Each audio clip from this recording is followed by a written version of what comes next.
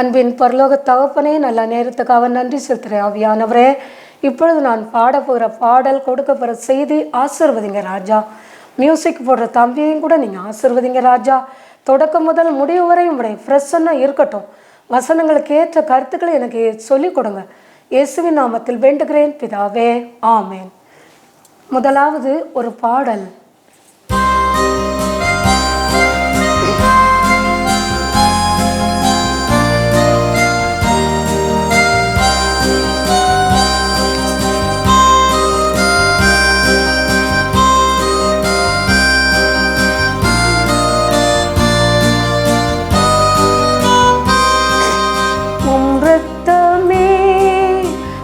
ரத்தமே சுத்தம் செய்யுமே, உம் ரத்தமே என் வானமே. உம் ரத்தமே, உம் ரத்தமே சுத்தம் செய்யுமே, உம் ரத்தமே என் வானமே.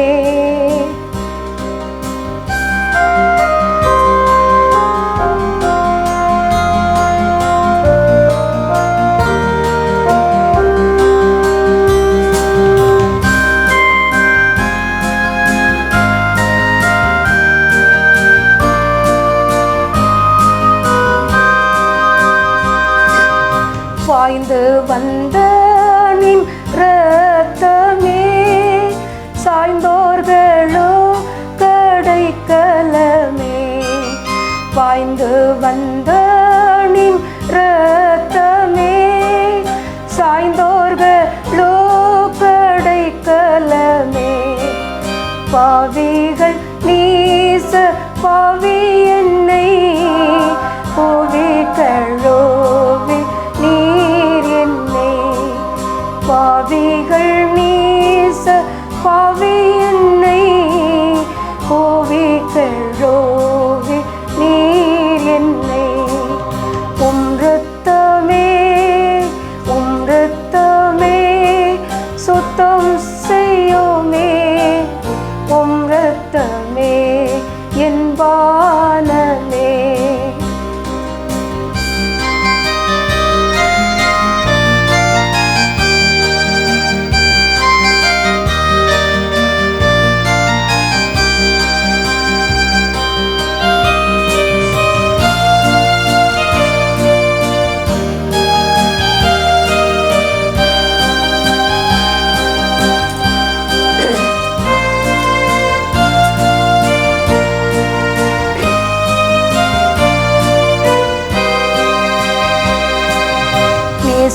சிலுவை சத்தியம், நாசமடைவோர்க்கு வைத்தியம். நேச சிலுவை சத்தியம், நாசமடைவோர்க்கு வைத்தியம். ரட்சிப்படைவோர்க்கு சத்தியம், நிச்சயம் காப்பார் நித்தியம். ரட்சிப்படைவோர்க்கு சத்தியம், நிச்சயம் காப்பார் நித்தியம். உம் ரத்தமே, உம் ரத்தமே சுத்தம் செய்யுமே, உம் ரத்தமே என் வானமே.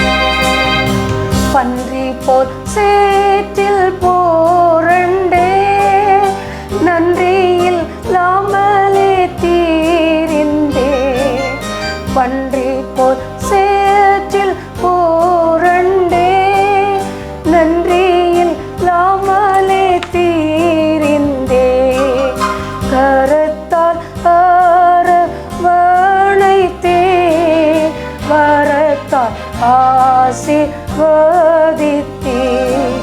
கரத்தால் அரவணைத்தீர், வரத்தால் ஆசீர்வதித்தீர்.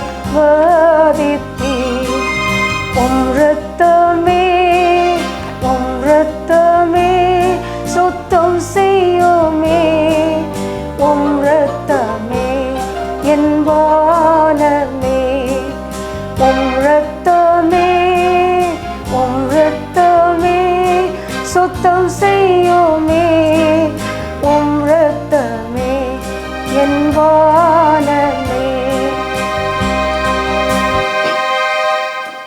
ஆண்டவராகிய இயேசு கிறிஸ்துக்கு மகிமையும் கனமும் வல்லமையும் உண்டாகட்டும். இன்றைக்கு நான் உங்களுக்கு கொடுக்க போகிற தலைப்பு வந்து இரத்தம்.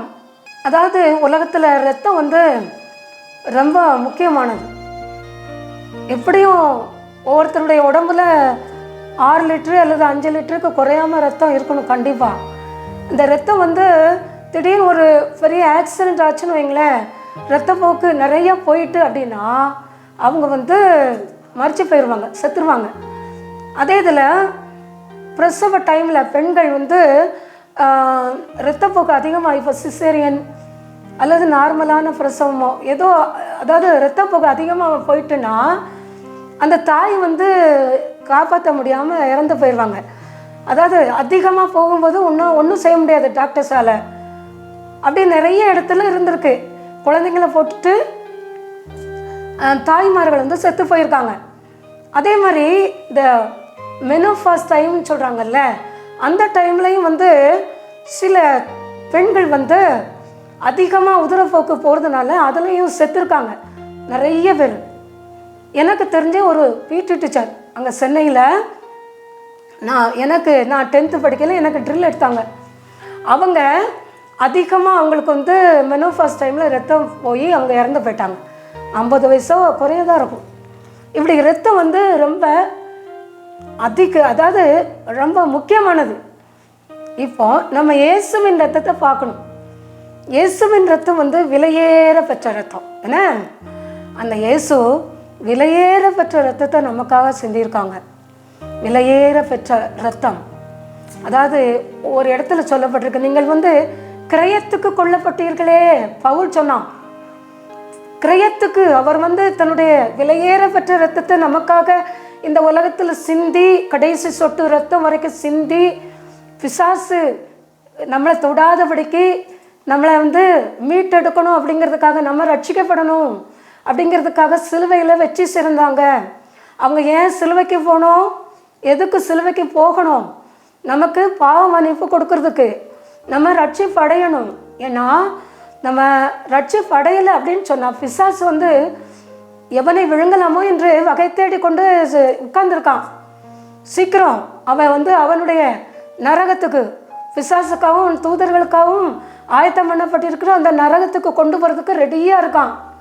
அதனால தான் இயேசு வந்து இன்னும், ஆனால் நரகத்துக்கு கோடிக்கணக்கான ஆத்மாக்களை கொண்டு போய்கிட்டு தான் இருக்கான் பிசாசு.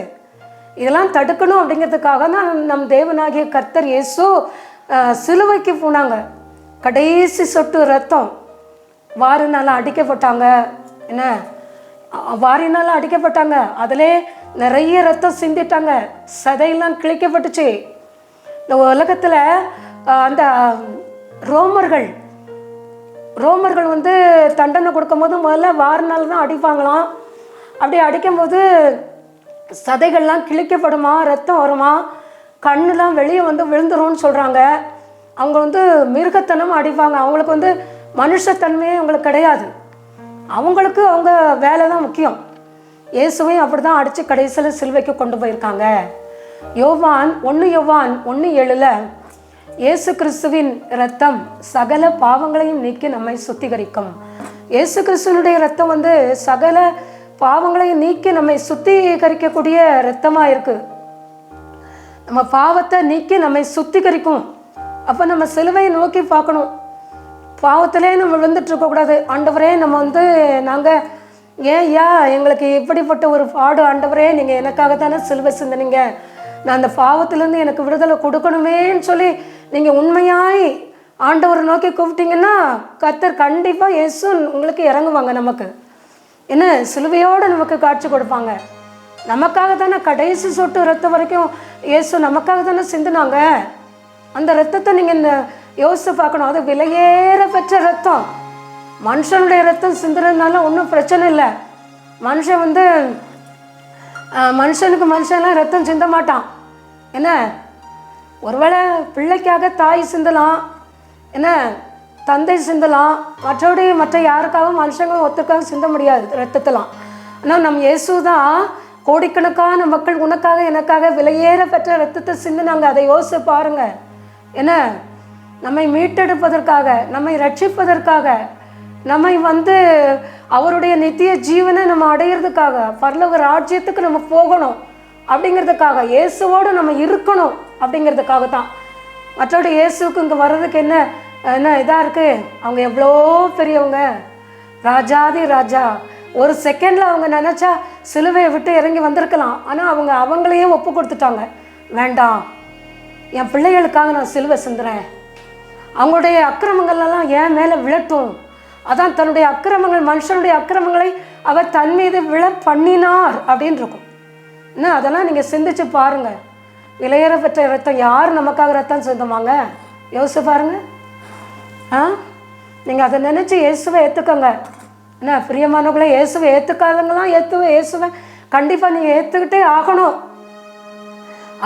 அவங்க தான் நமக்காக ரத்தம் சிந்தி மறித்து இன்னும் உயிரோடு இருக்காங்க, உயிரோடு இருக்க தான் போகிறாங்க. முந்தினவரும் பிந்தினவரும் உயிருள்ளவருமா இருக்காங்க, இருக்கிறவரும் இருந்தவரும் வருகிறவருமா இருக்காங்க, இன்னும் வரப்போகிறாங்க.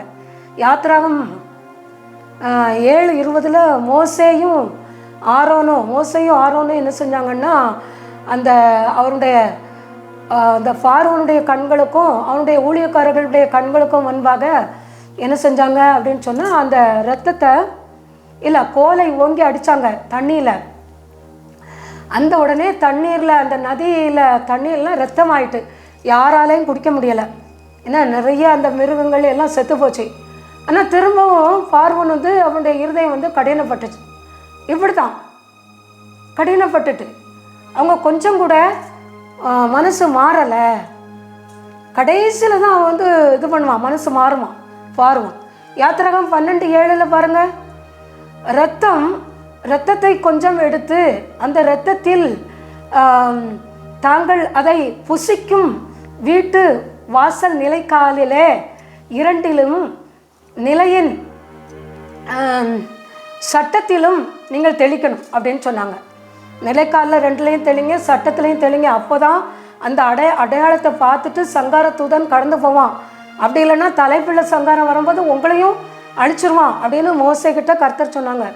அதனால் இஸ்ரேல் மக்கள் கீழ்ப்படிஞ்சு என்ன செஞ்சாங்க, நிலக்காலில் அந்த ஆட்டுக்குட்டியினுடைய ரத்தத்தை பூசினாங்க. அதை பார்த்து தான் சங்கார தூதன் கடந்து போனாங்க. அந்த எகிப்தியர்கள் தான் தலைப்பிள்ளை சங்காரம் நடந்தது. இவங்க ரத்தத்தை பூசலைன்னு வைங்க, இவங்களுக்கும் அப்படிப்பட்ட தலைப்பிள்ளை சங்காரம் நடந்திருக்கும். நல்ல நேரத்தில் அவங்க கீழ்ப்படிஞ்சாங்க. வெளிப்படுத்தின விசேஷம் 1:6 நம்மிடத்தில் அன்பு கூர்ந்து தமது இரத்தத்தினாலே நம்முடைய பாவங்களற நம்மை கழுவி அப்படின்னு இருக்கு. நம்ம மேலே கர்த்தர் அன்பு கூர்ந்தாங்க. அன்பு கூர்ந்ததுனால தான் தம்முடைய இரத்தத்தினாலே நம்மளை பாவங்களற நம்மை கழுவி. நம்ம மேலே அன்பு இல்லைன்னா அவருடைய விலையேறப்பட்ட ரத்தத்தை நமக்காக கர்த்தர் சிந்த முடியுமா? யோசிச்சு பாருங்க. கர்த்தருக்கு நம்ம மேலே அன்பு, இயேசுவுக்கு நம்ம மேலே அன்பு. அதனால தான் அவருடைய எல்லா விலையேறப்பட்ட ரத்தத்தையும் சிந்தி நம்மளை பாவங்களற நம்மளை என்ன செஞ்சுருக்காங்க, அவர் நம்மளை கழுவியிருக்காங்க. அப்போது தேவன் இயேசுவுக்கு நம்ம மேலே ரொம்ப அன்பு. மனுஷனுடைய அன்பெல்லாம் அதெல்லாம் சும்மா ஒன்றுக்கு உதவாத அன்பு. என்ன மனுஷனுடைய அன்பை நினச்சிக்கிட்டு நீங்கள் அதை நினச்சி நிறைய பேர் ஏங்கிக்கிட்டு இருப்பாங்க. இயேசுடைய அன்பத்தை நினச்சி ஏங்குங்களேன், அப்படின்னாலும் நமக்கு ஒரு நித்திய ஜீவனாவது கிடைக்கும். என்ன மனுஷனுடைய அன்பை நீங்கள் நினச்சி ஏங்குனீங்கன்னா மனுஷன் பொட்டுன்னு போயிடுவானே, அப்போ என்ன செய்ய முடியும்? மரணம் வரும்போது போயிடுவான்ல, அப்போ ஏங்கிக்கிட்டு இருந்து என்ன செய்வீங்க? நீதிமொழிகள் 1 11 அதுலேருந்து பாருங்க, எங்களோட வா ரத்தம் சிந்தும்படி பதிவிருந்து குற்றமற்றவர்களை முகாந்தரமின்றி என்ன பிடிக்கலாம், அவங்கள பிடிக்கும்படி ஒளித்திருப்போம். பாதாளம் விழுங்குவது போல நாம் அவர்களை விழுங்குவோம். குழியில் இறங்குகிறவர்கள் போல அவர்கள் விழுங்கப்படுவது போல நாம் அவர்களை விழுங்குவோம், முழுமையாக விழுங்குவோம் அப்படின்னு சொல்கிறாங்க. இது யார் சொல்கிறாங்க தெரியுமா? குற்றமற்றவர்களை சொல்கிறது இது அது துன்மார்க்கர்கள்.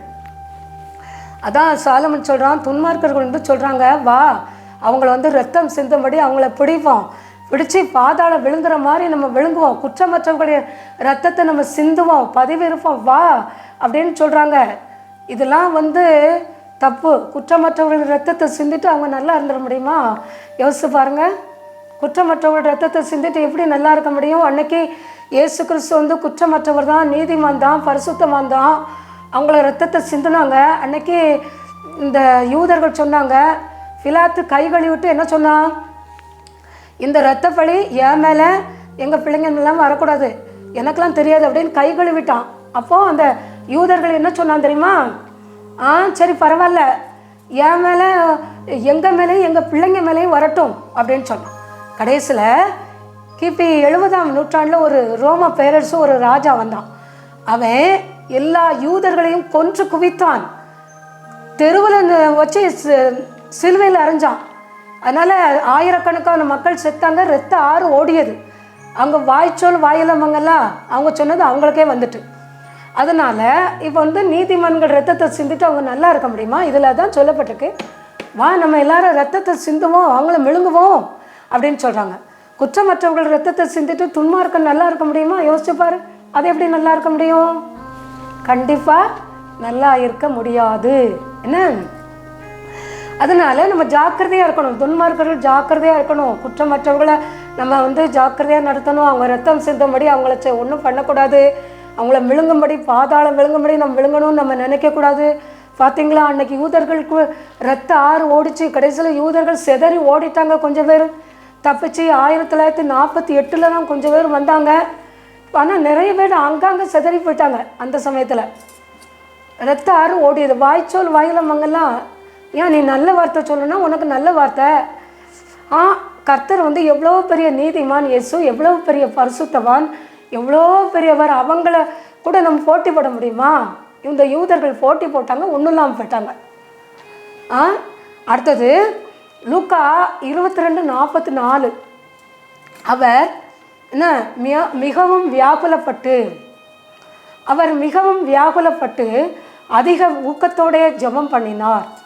அவருடைய வேர்வை இரத்தத்தின் பெரும் துளிகளாய் தரையிலே விழுந்தது. பாருங்க, இயேசு சிலுவைக்கு போக முன்னாடி அந்த கெத்செமனே தோட்டத்தில் போய் ஜெபம் பண்ண போகிறாங்கல்ல. அப்போ ஜெபம் பண்ணுறாங்க. ரொம்ப ஊக்கம், ரொம்ப வியாகுலம். அவங்களுக்கு ரொம்ப அப்படி தாங்க முடியலை துன்பம். ஐயோ, அப்படி அவங்க ஜெபம் பண்ணும்போது அவங்க சொல்கிறாங்க, பிதாவே ஏன் சித்தம் இல்லை, உங்கள் சித்தப்படி நடத்துங்க அப்படின்னு வியாகுலத்தோடு ஜெபம் பண்ணுறாங்க. வேர்வை இரத்தத்தின் பெரும் துளிகளாய் தரையிலே விழுந்ததுன்னு சொல்கிறாங்க. அப்போது அவங்க வேர்வை இரத்தத்தின் துளிகள் இரத்தமாக விழுது. அப்போ எப்படி கர்த்தர் இயேசு ஜெபிச்சிருப்பாங்க பாருங்கள். நம்ம ஜெபிக்கும் போது நமக்கு வேர்வை வருதா அவங்களுக்கெல்லாம்? நீங்கள் நம்மளும் அப்படி தான் என்ன செய்யணும்? வியாகுலப்பட்டு ஜெபிக்கணும். ஏதாவது துன்பம் வந்துட்டுன்னு வைங்களேன், எந்த நேரத்துலையும் கர்த்தர்கிட்டு நம்ம கர்த்தரை நோக்கி வியாகுலப்பட்டு நம்ம ஜெபிக்கணும். ஆனால் என்ன கேட்கணும்னா, ஆண்டவரே எதுனாலும் உங்கள் சித்தம், ஏன் சித்தம் ஒன்றும் இல்லை, உங்களுக்கு என்ன நடக்கனாலும் நீங்கள் ஆண்டவற்றை உங்கள் சித்தப்படி நடத்துங்க.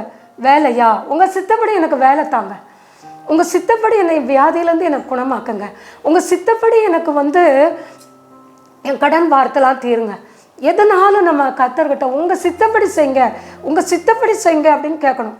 கர்த்தர்கிட்ட நம்ம கட்டளை போடக்கூடாது. அதான் இயேசுவே பாருங்கள், பிதா கிட்ட, ஆண்டவரே உங்கள் சித்தப்படி செய்யுங்க. அப்படியே ரத்த வேற ரத்தமாக வடிது. எப்படி பாருங்களேன், நமக்காக அவங்க இரத்த வேர்வை சிந்திருக்காங்க கெத்செமனே தோட்டத்தில். நம்ம எப்படி ஜெபிக்கோம் யோசிச்சு பாருங்கள் பிரியமானவர்களே. இன்னும் உலகம் காலம் கடைசி ஆயிட்டு, காலம் செல்லாதுன்னு சொல்கிறாங்க. என்ன இன்னும் நமக்கு நல்ல வேர்வை சிந்துறக்கூடிய அளவுக்கு ஜெபிக்கணும். முழங்கால் முடங்குற அளவுக்கு ஜெபிக்கணும். முழங்கால் யாவும் முடங்கும், நாவுகள் யாவும் அறிக்கையிடும் சொல்கிறாங்கல்ல. முட்டில் காயம் வரக்கூடிய அளவுக்கு நம்ம ஜெபிக்கணும். அப்படி ஜெபிக்கமான்னு நீங்கள் யோசிச்சு பாருங்கள். கர்த்தர் அப்படித்தானே ஜெபிச்சிருக்காங்க இயேசு. அதுக்கடுத்து அந்த இரத்தத்தின் வேர்வை இரத்தத்தின் பெருந்துளியாக ரத்த ரத்தமாக கீழே விழுந்திருக்கு. இரத்த கண்ணீர் அப்படின்னு சொல்லுவாங்க, கேள்விப்பட்டிருக்கீங்களா? இது இரத்த வேர்வை. ஸ்காட்லாந்து தேசத்தில் ஒரு ஊழியக்காரர் இருந்தார். அவர் ரத்தம் அவர் முதல்ல மக்களுக்காக கண்ணீர் விட்டு விட்டு கதறி நீங்கள் ரட்சிக்கப்படணும் ஆண்டவரை பற்றி அப்படியே சொல்லியிருக்காங்க. அவங்க யாருமே அவங்க சொல்கிறத சும்மா அசால்ட்டாக நினச்சிக்கிட்டு ஒன்றும் ரட்சிக்கப்படலை. சும்மா இவன் என்ன பைத்தியக்காரன் சொல்கிறான்னு நினச்சிட்டாங்க. கடைசியில் அவர் அழுது அழுது அழுது அழுது அவர் கண்ணிலேருந்து ரத்தம் வந்திருக்கு. இரத்த கண்ணீர்னு சொல்லுவாங்கல்ல, கண்ணீருக்கு பதிலாக ரத்தம். அதுக்கடுத்து அந்த ரத்தத்தை பார்த்து ஆயிரக்கணக்கான லட்சக்கணக்கானவே அந்த ஸ்காட்லாந்து தேசத்தில் அப்போது இது முக்கியம், ஏதோ ஒரு உண்மையான தெய்வம் தான் போல இருக்கு அப்படின்னு ரட்சிக்கப்பட்டு நிறைய பேர் ரட்சிக்கப்பட்டாங்களாம் அந்த இரத்த கண்ணீரை பார்த்து. இரத்த கண்ணீர் அது ரத்தம், கண்ணிலேருந்து ஒரே ரத்தம். என்ன நம்ம அந்த அளவுக்கு நம்ம கண்ணீர் வடிப்போமா? கண்ணீர் வடித்து அந்த கண்ணீர் வடிக்குது கிருபையின் அழுக. ஆண்டவர் கண்ணீர் வடித்து தான் ஜெபம் பண்ண சொல்லியிருக்காங்க. இன்னும் கண்ணீர் வடித்து ஜெபிங்க எல்லாருமே, அதுதான் ஆண்டவர் விரும்புகிறாங்க. என்ன யாத்திராகம் 12:13 நீங்கள் இருக்கும் வீடுகளில் என்ன அந்த இரத்தம் உங்களுக்காக அடையாளமாக இருந்தது. அந்த இரத்தத்தை நான் காணும்போது உங்களை கடந்து போவேன். நான் எகிப்து தேசத்தை அழிக்கும் வாதை உங்கள் மேல் வராதபடிக்கு உங்களுக்குள்ளே வராதிருக்க கடவுது அப்படின்னு சொல்கிறாங்க. அதான் நான் அப்போ சொன்னேன்ல, அது மாதிரி நீங்கள் என்ன செய்யுங்கன்னா ஆட்டு ரத்தத்தை நிலைக்கல்ல பூசுங்க. அப்போ தான் எகிப்துக்கு வந்த வாதம் உங்களுக்கு வராது. ஆனால் நீங்கள் செத்து போயிடுவீங்க, எல்லாம் தலைப்பிள்ளை சங்காரம்லாம் நடக்கும்னு சொல்லிட்டாங்க. அது மாதிரி இவங்க அப்படி செய்கிறாங்க. செப்பனியா 1:17 மனுஷர் கர்த்தருக்கு விரோதமாக பாவம் செய்தபடியால் அவர்கள் கர்த்தருக்கு விரோதமாய் பாவம் செய்தபடியால் அவர்கள் குருடரை போல வழி தப்பி நடக்கும்படி நான் அவர்களை வருத்தப்படுத்துவேன். புரியுதா? அது மட்டும் இல்லை, அவர்கள் இரத்தம் புழுதியை போல சொரியப்படும். அவங்க ரத்தம் புழுதியை போல சொரியப்படும்.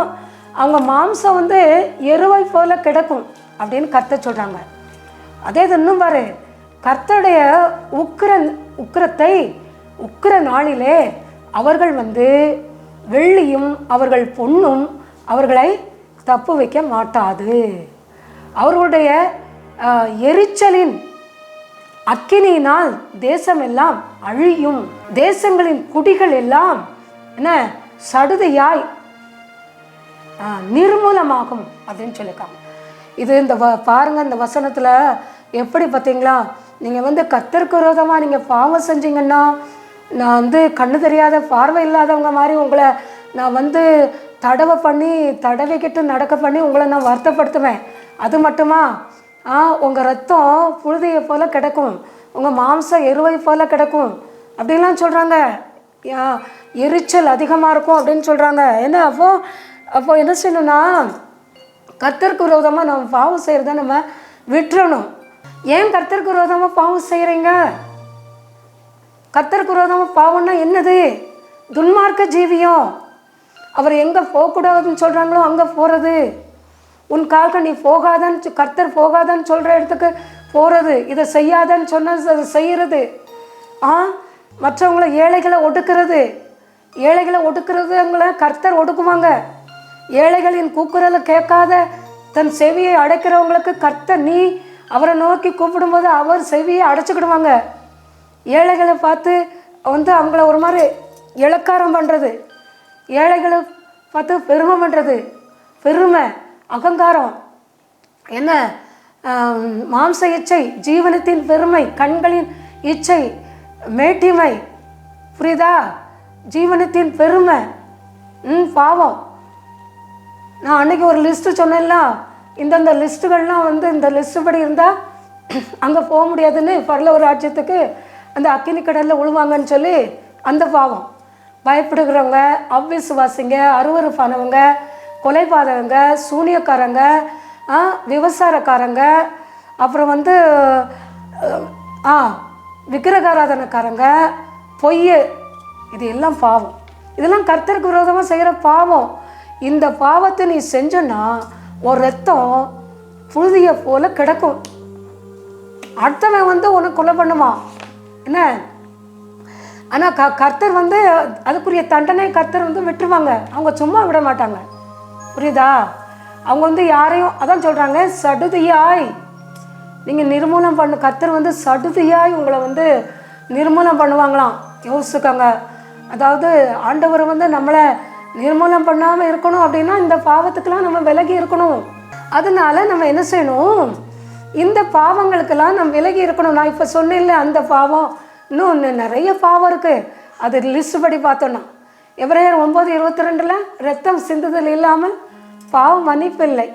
அதான் கர்த்தர் தன்னையே சிலுவையில் ஒப்பு கொடுத்தாங்க. என்ன, ரத்தம் சிந்துதல் இல்லைன்னா அவனுக்கு பாவ மன்னிப்பே கிடையாது. கர்த்தர் சிலுவைக்கு போகலைன்னா நீங்களும் நானும் இயேசுவை அறிஞ்சிருக்க முடியாதுல்ல. அந்த காலத்தில், நோவா காலத்தில் அவங்க பாவத்தில் விழுந்தாங்கன்னா அவங்க கர்த்தரை அறியலை.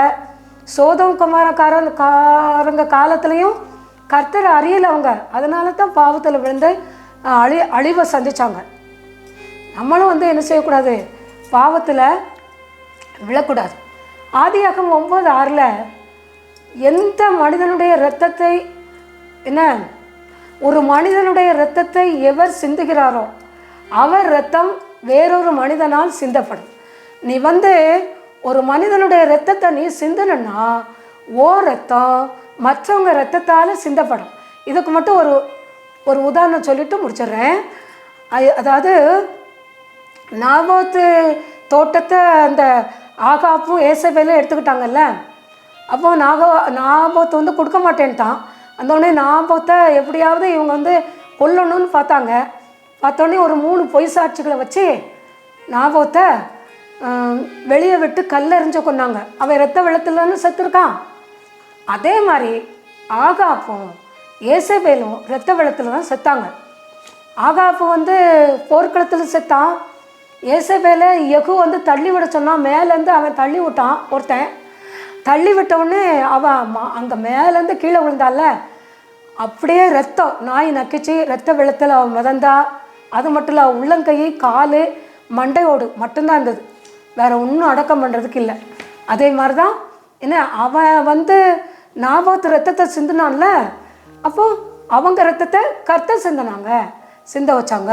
பழிக்கு பழி. அதான் ஆண்டவர் சொல்கிறாங்க, பழி வாங்குவது எனக்குரியதுன்னு சொல்கிறாங்கல்ல. அதை நீங்கள் மனசில் வச்சுக்கோங்க. ஆண்டவருடைய விலையேற பெற்ற ரத்தத்தை நீங்கள் தியானிக்கணும். அவருடைய ரத்தம், அவருடைய சிலுவை பாடு எல்லாத்தையும் தியானிச்சோன்னா நமக்கு மனசில் ஒரு நல்ல ஒரு எண்ணம் வரும். என்ன, ஆண்டவர் இயேசுவை குறித்த நல்ல ஒரு பாடுகள் வரும். தேவன் தாமே இந்த வசனத்தை ஆசீர்வதிப்பாராங்க. ஜெபம். இரக்கம் நிறைந்த அன்பின் பரலோக தகப்பனே, நல்ல நாளுக்காக நன்றி செலுத்துகிறேன் ஐயா. ஆண்டவரே, உங்கள் ரத்தத்தை குறித்து நாங்கள் தியானிக்கிறதுக்கு, நீங்கள் சொல்கிறதுக்கு நீங்கள் கிருபை கொடுத்தீங்க, அதற்காக நன்றி. உங்கள் விலையேற பெற்ற ரத்தத்தை நாங்கள் நினச்சி பார்க்கணும். ஏசப்பா, எங்களுக்காக தானே சிந்துனீங்க. எங்களுக்காக மனுஷங்க யார் சிந்துவாங்க? நீங்கள் சிந்துனீங்க. உங்கள் பாடுகள், உங்கள் ரத்தம், உங்கள் சிலுவை பாடுகள், நீங்கள் எங்களுக்காக ரத்தம் சிந்தினது எல்லாவற்றையும் நாங்கள் நினச்சி பார்க்கணும் ஐயா. எங்கள் பாவத்தை நாங்கள் விடணும், விடக்கூடிய காரியத்தை நாங்கள் விடணும் ஆவியானவரே. அப்படிப்பட்ட கிருபையை நீங்கள் தாங்க ஆண்டவரே. தொலைக்காட்சியை பார்த்து கொண்டு இருக்கிற ஒவ்வொரு மக்களையும் நீங்கள் கண்ணோக்கி பாருங்கள். இந்த தொலைக்காட்சி ஊழியத்துக்கு தேவையான எல்லா பொருளாதார உதவிகள் கிடைக்கட்டும் ஆண்டவரே. இந்த தொலைக்காட்சி பார்த்து கொண்டு இருக்கிற மக்களுக்கு என்னென்ன வியாதி இருக்கோ எல்லாவற்றிலும் விடுதலையை கொடுங்க.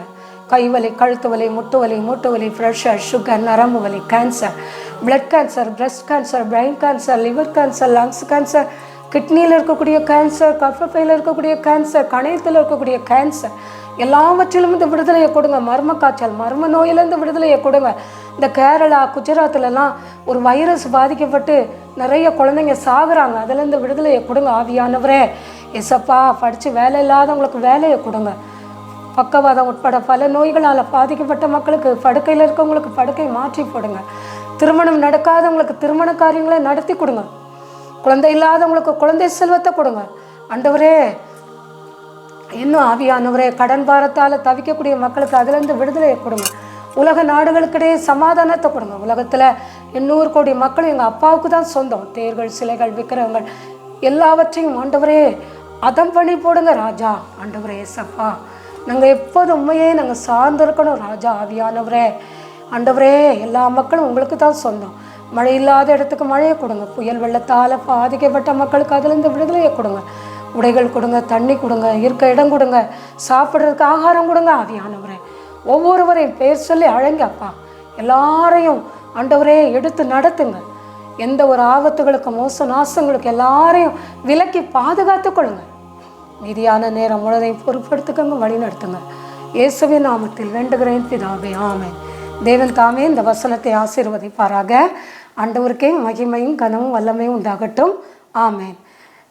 Phone number 9487549354.